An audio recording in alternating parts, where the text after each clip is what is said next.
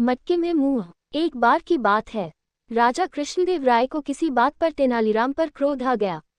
वे उस पर भड़कते हुए बोले, तेनालीराम, मैं तुम्हारा मुंह नहीं देखना चाहता।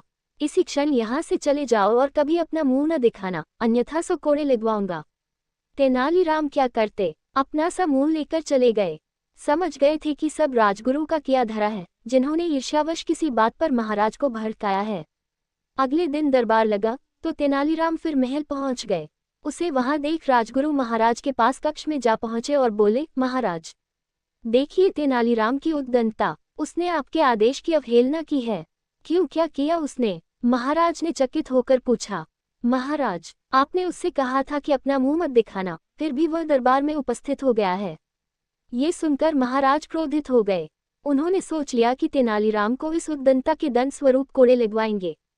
कुछ देर बाद जब वे दरबार पहुंचे तो देखा तेनालीराम अपने मुंह में मटका डालकर आया है और बड़े शान से अपने स्थान पर बैठा है। वे क्रोध में चिल्लाते हुए बोले, तेनालीराम, 100 कोड़े के दंड के लिए तैयार हो जाओ, तुमने हमारे आदेश की अवहेलना की है। तेनालीराम हाथ जोड़कर अपने स्थान पर खड़ा हो गया और बोला, किस आदेश की महाराज?